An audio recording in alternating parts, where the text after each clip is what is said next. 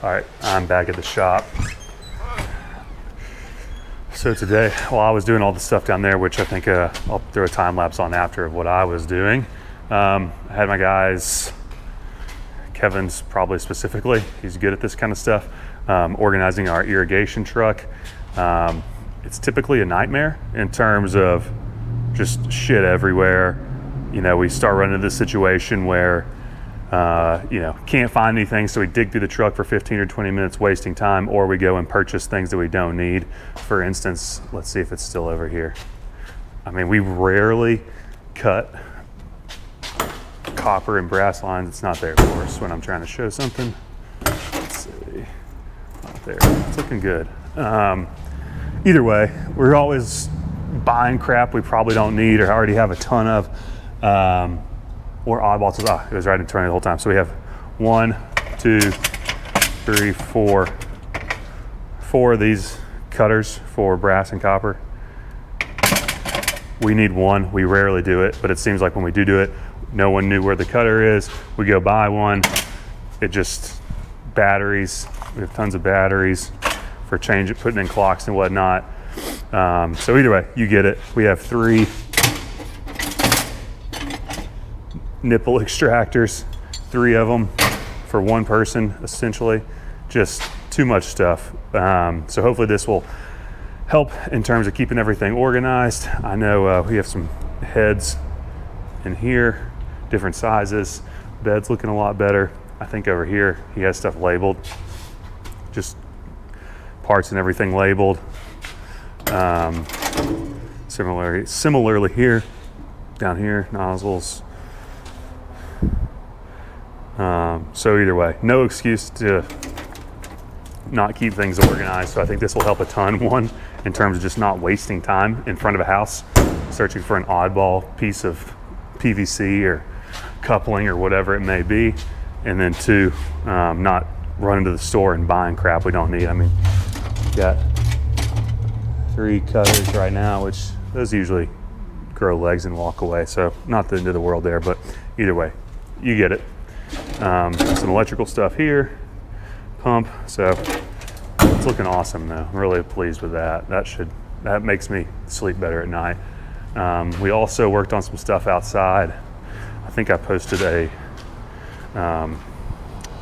time lapse yesterday, just cleaning up this big dirt pile we had over here. So that's taken care of. And then we just took our power broom and broomed everything back this way. I think there's still some stuff underneath here. That's okay, we'll get it eventually. We still need to get this cleaned out so this gate opens and closes fairly smoothly. And then we also did a little bit of trenching this morning before the sun came up too much and trenched this out. I'm planning to put some wildflowers in here, wildflower seeds. And so we're gonna stub up irrigation heads, risers, to be able to keep this damp for seed germination purposes. And then I'm optimistic that it will kind of take care of itself to some degree once we get it watered and seeds germinated. Time will tell, but Keller did a good job digging all that out. So maybe tomorrow we'll be able to get some risers in here and then bring in some soil, maybe a little bit. I don't want to get crazy with it.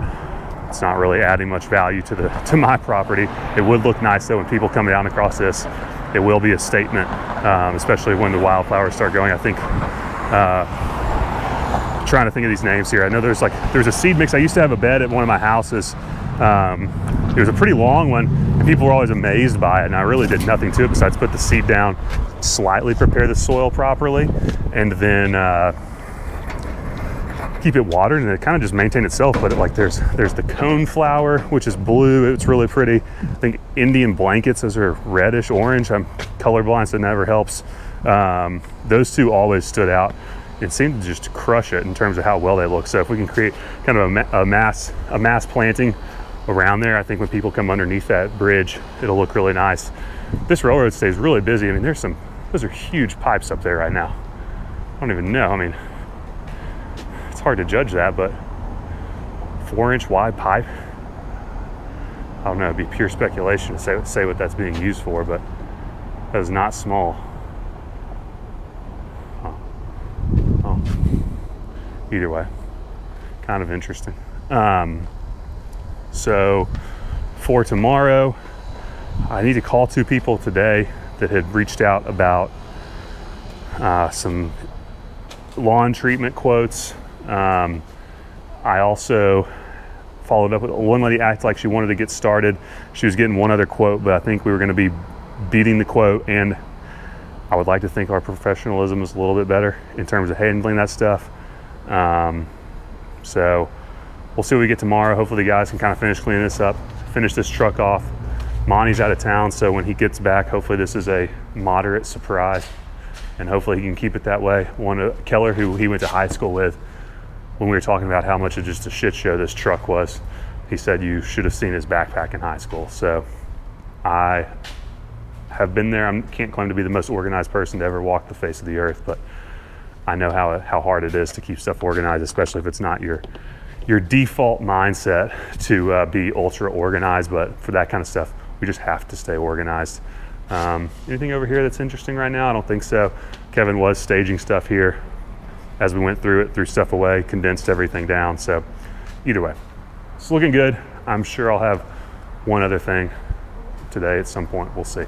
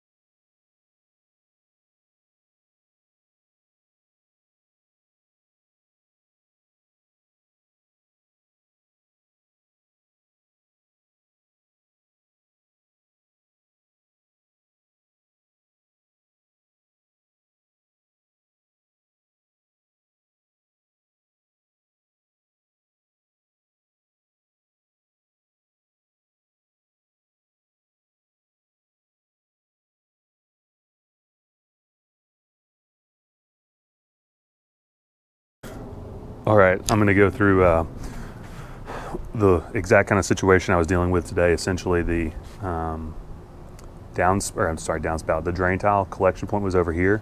There was a continuous, just pretend these are all together. There's a continuous line running through here. This was not even the picture, so it was running through here, and we are on synthetic turf, so we're trying to keep the disruption to an absolute minimum.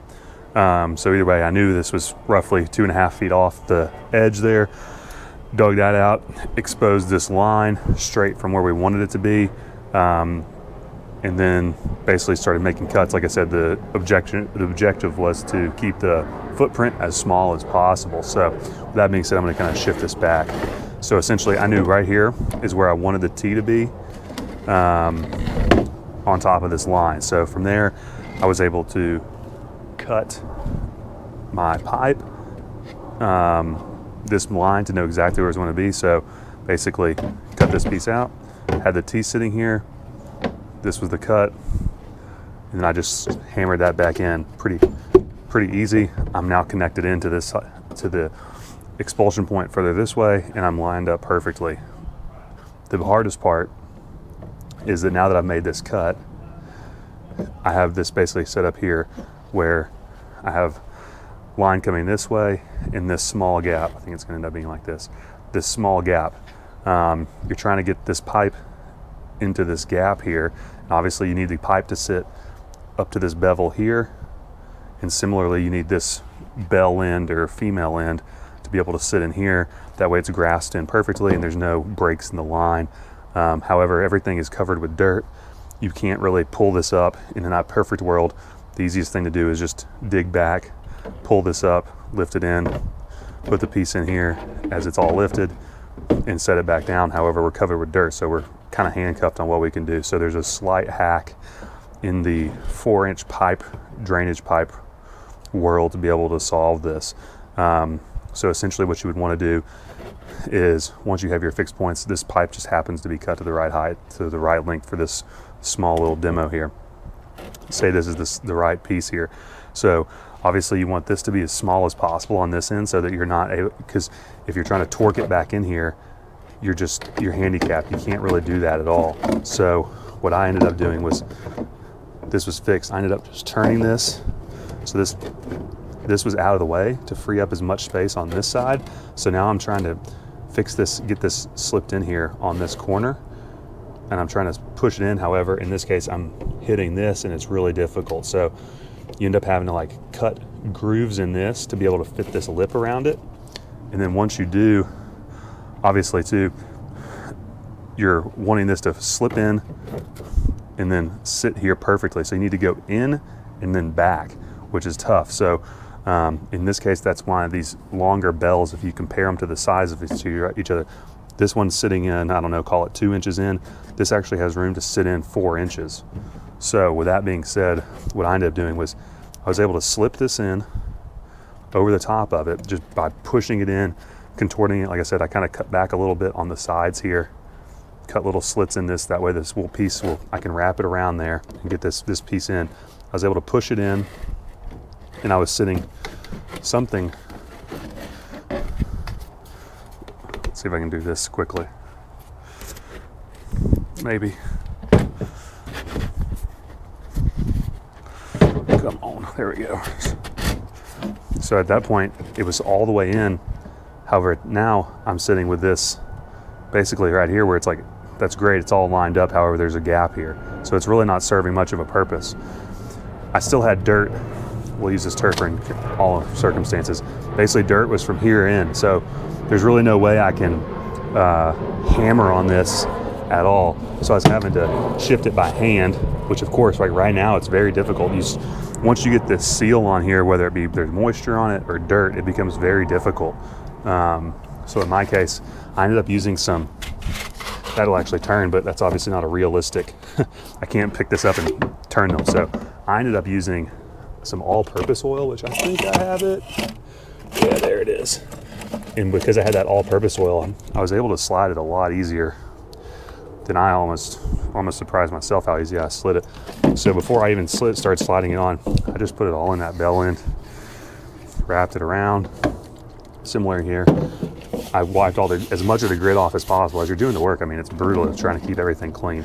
So at that point, I had this. It was sitting here. I was able to get it wrapped back in. Sorry, I'm sure this is the furthest thing from a great explanation. So I was able to push it back in. Let's see if I can do this by hand. I don't know if I'm going to. My hands are all slippery now. So either way, this was the situation I had. And then I was able to just turn it. Let's see. Man, can't get it going. I'll have to hit it. It's wanting to come. It's trying. Of course. So either way, out in the field, I was able to get it spun. Hit it with this. See if that breaks it a little bit. Man, it is still stuck worse than earlier. Well, I was going to say that the oil saved me in the field, and I would still attest to that, but now my hands are just so slippery. So either way, I was sitting like this and was able to slide this back in, basically down the collar here, and this was still encompassed because we have a 4-inch gap here. So this slid down 2 inches, and then this guy just slid in the 2 inches, and everything was synonymous. And I could still actually pivot this singular T and screw it back in.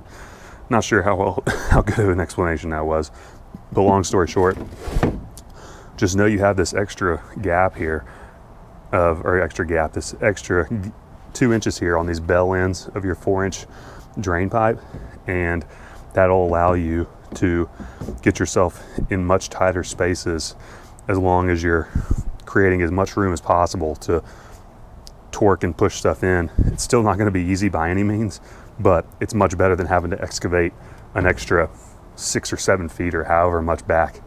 This saved me a ton of digging in it too. Like I said, if it was just grass, who cares? I guess, you can just cut out along it and replace it back in. But in my case, I was underneath synthetic turf, which you obviously want to keep your work footprint to an absolute minimum. So either way, small hack. I would give myself a C minus, or C, just a straight C for my explanation on that. But it works well in the field, and I hope someone who works in the industry can kind of follow that pretty well. But in my opinion, this 3-in-1 oil all-purpose lubricant did a great job of keeping this loose. I don't know, maybe it's just bad luck with this setup, but quite literally when I did it, I literally slammed it back in and was able to just turn it with my hand and shimmy it back down. Maybe my hand was dry, I'm not really sure, but I would recommend it in the future. Hope this helps somebody down the road. Changes, usually in the late afternoon. They've been a little bit wilty. This guy broke off here. What a shame. Leaves are a little droopy. I guess I still have this oil on my hands. Probably shouldn't be touching the foliage. Good catch. They've been a little bit droopy in the late afternoon, so trying to maybe get an extra watering just on the root balls. I don't have a ton of experience planting hydrangeas, especially in August, so I really don't know what to expect, but it seems like these ones that are back in this corner here seem to be doing the best in terms of avoiding that wilt. And these ones out here in the front that catch this southern sun, west is over here, catch this afternoon sun, seem to kind of be struggling, but in my opinion, still not to a point of concern. It's just like, okay, it's August, it's 98 degrees.